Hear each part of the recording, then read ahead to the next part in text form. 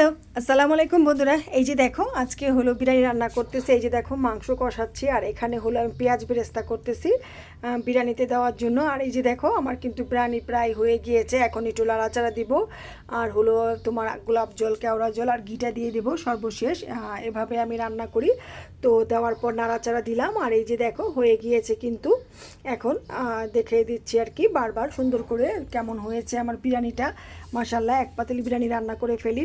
প্রায় শুক্রবারই বিরিয়ানি রান্না করা হয়। আমার হাজব্যান্ডের বিরিয়ানিটা খুব পছন্দ, ও খুব পছন্দ করে খায়, তাই আমার বিরিয়ানিটা প্রচুর পরিমাণ রান্না করা লাগে। এই যে দেখো সুন্দর করে প্লেট করে নিয়েছি, এখন সুন্দর করে খাবো দুজন মিলে। যখনই খাওয়া হয় তখনই দুজন মিলে একত্রে খাই। আর এই যে দেখো বসে পড়েছি খেতে বিরিয়ানি। আমার হাজব্যান্ড আবার ক্যামেরার সামনে বেশি একটা আসতে চায় না, তাই ওকে দেখালাম না, আমি নিজেই তোমার খাচ্ছি আর তোমাদের সাথে শেয়ার করতেছি। এই দেখো আমার কিন্তু তোমার মাশাল্লাহ বিরিয়ানিটা খুবই পছন্দ হয় আমারও আর আমার হাজব্যান্ডেরও, আমরা দুজন খুব পছন্দ করে খাই। আর আমি এরকম গোল গোল করে সালাদ কেটে নিই, এভাবে সালাদটা আমার খেতে খুবই ভালো লাগে, খুব পছন্দ করে খাই আর কি সালাদটা।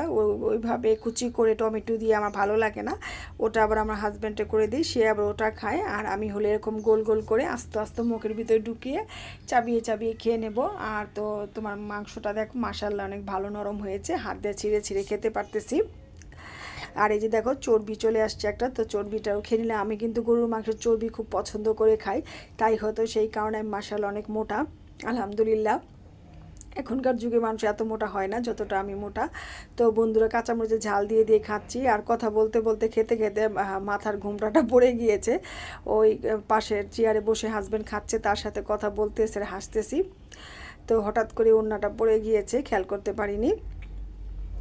তো আবার একটু দিয়ে নিলাম, নয়তো আবার তোমরা বলবা মুসলমান মানুষ খেতে বসছে ওড়না দেয় নাই।